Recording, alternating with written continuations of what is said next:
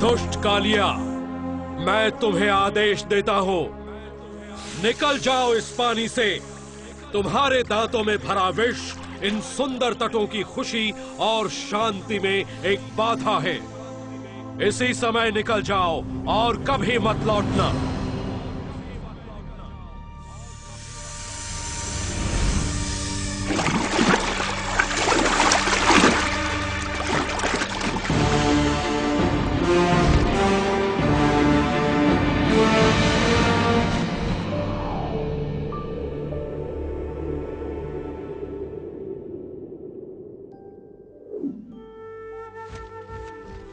वृंदावन। 5000 साल पूर्व एक अद्भुत बालक ने अपना बचपन इसी पावन धरती पर बिताया और अपनी अनोखी बाल लीलाओं से वृंदावन वासियों के दिलों पर राज किया।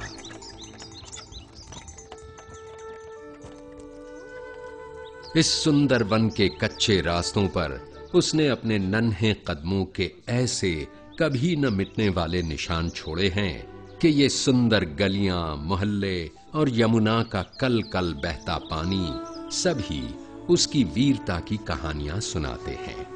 उसकी लीलाओं की अनेक कथाएं हमारे देश के बड़े पुराने ग्रंथों में से एक श्रीमद् भागवत पुराण में लिखी हैं और हजारों सालों से इन कथाओं ने न केवल पढ़ने वालों भक्तों का मन पीढ़ियों तक जीता है, बल्कि उनके हृदय में नन्हे कृष्ण के लिए एक विशेष स्थान भी बनाया है।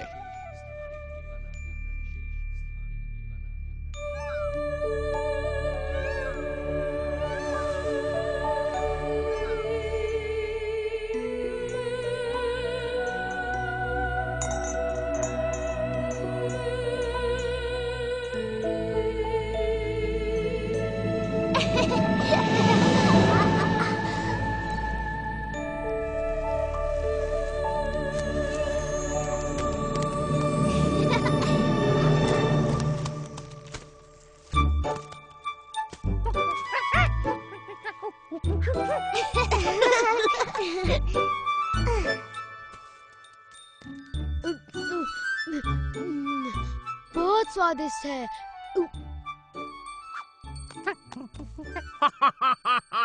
मैं नंद महाराज को विशेष उपहार देने के लिए इन मीठे फलों की एक टोकरी भरकर ले जाऊंगा। ये तो बहुत भली सोची सुबला।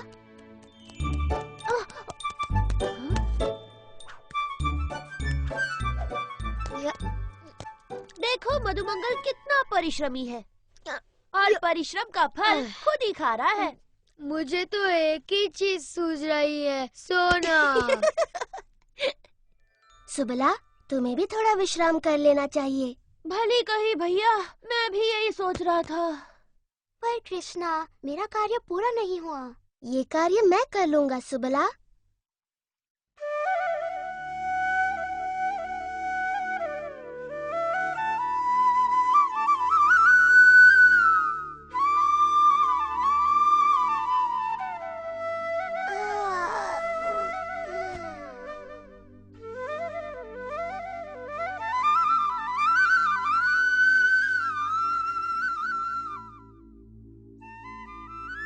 सुनो तो कृष्ण कितनी मधुर बांसुरी बजा रहा है। मेरा तो नाचने का मन करता है। चलो ना विशाखा, चलो ललिता।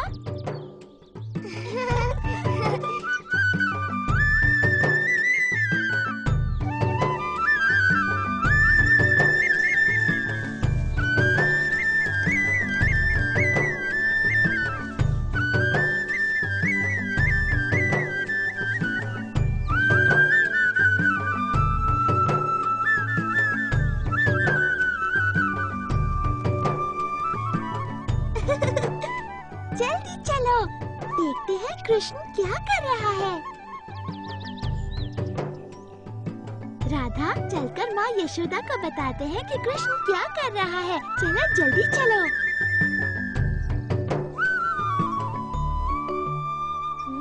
हाँ?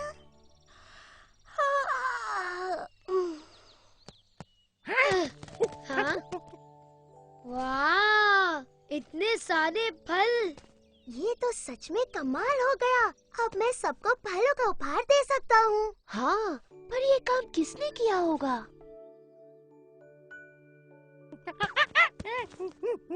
तो ये चमत्कार तुमने किया है दादी लोग। दादी लोग की जय हो।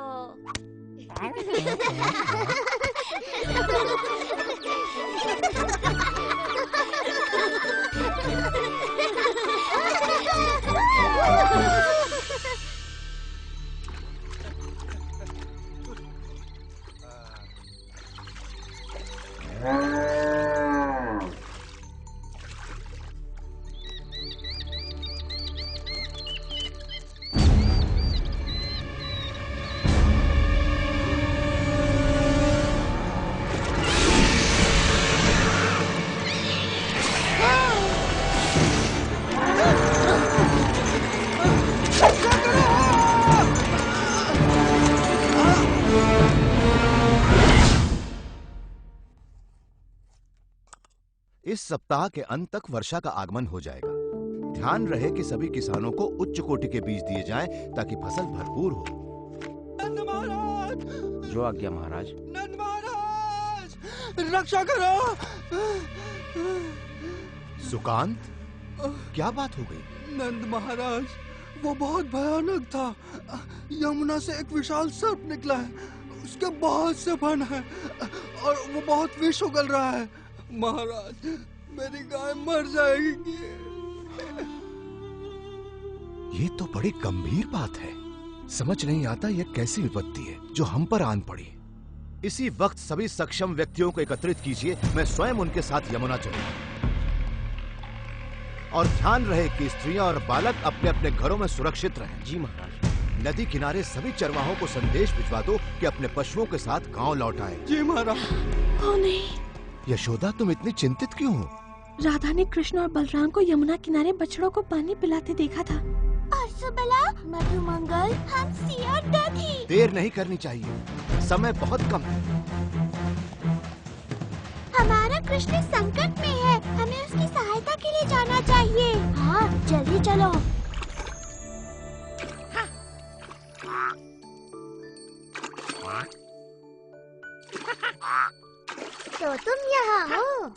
चलो हम्सी, हम तुम्हारी कब से प्रतीक्षा कर रहे हैं। हम्सी, रुक जाओ हम्सी, तुम्हें तैरना नहीं आता।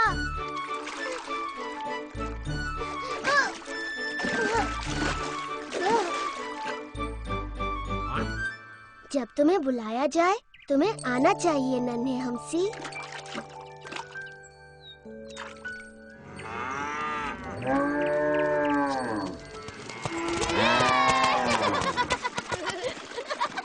चलो जल्दी तैरते हैं।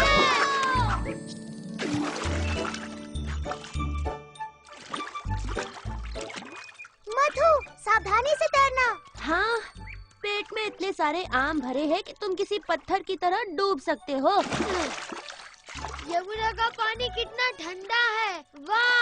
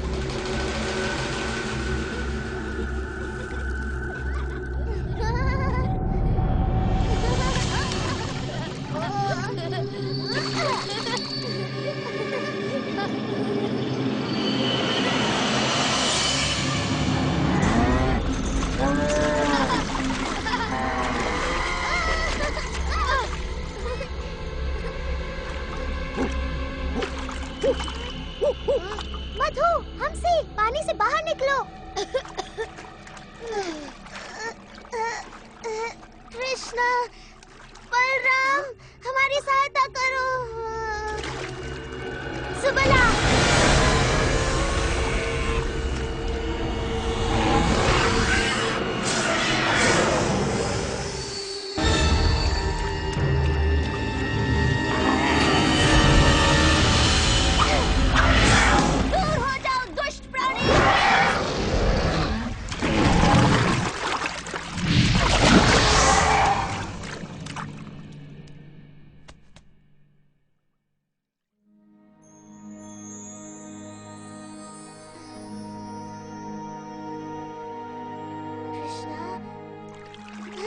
कृष्णा, तुम्हारे पीछे देखो।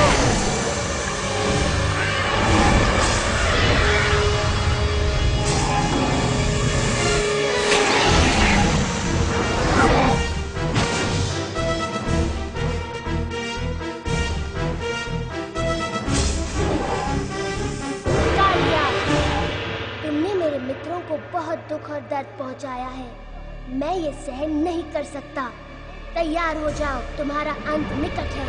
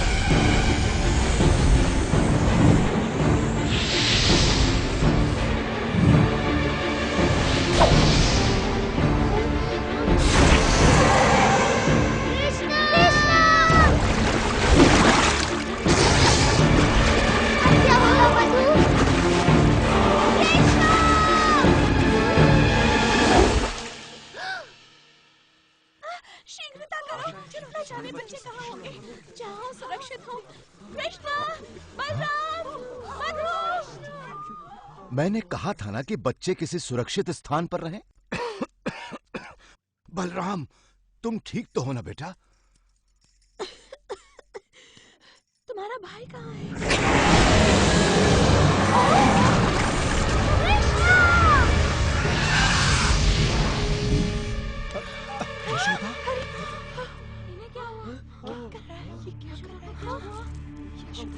हमें उसे बचाना ही होगा। नहीं, पानी में मत जाइए बाबा, वहाँ खतरा है। कृष्णा,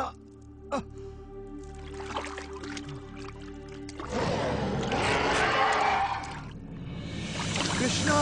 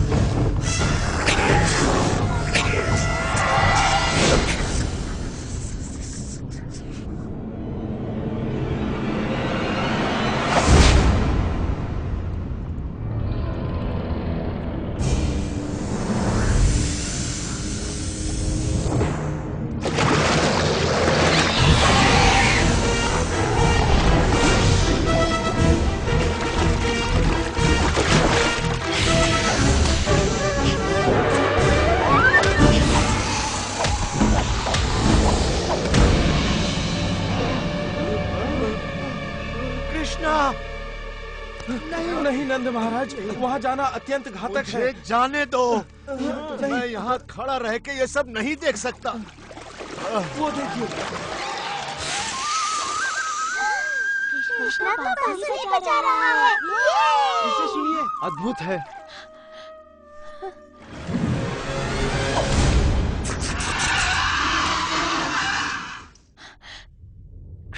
कृष्णं वन्दे जगद्गुरुं वन्दे कृष्णम्।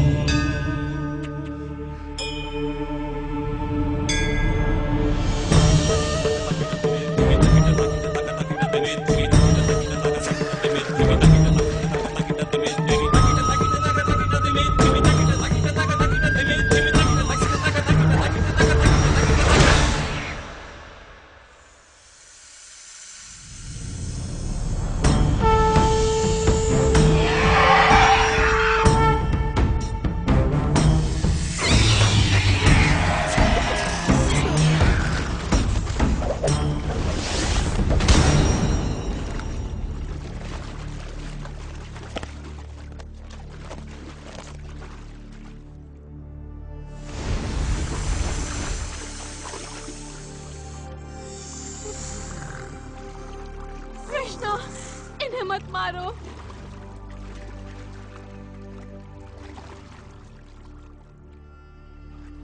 कृष्णा, हमारे पति पर दया करो कृष्णा। वो तन और मन दोनों से हार चुके हैं। कृष्णा, तुमने उनका सारा विष निकाल दिया है। अब वो किसी को हानि नहीं पहुंचा सकते। क्या ये सच है कालिया?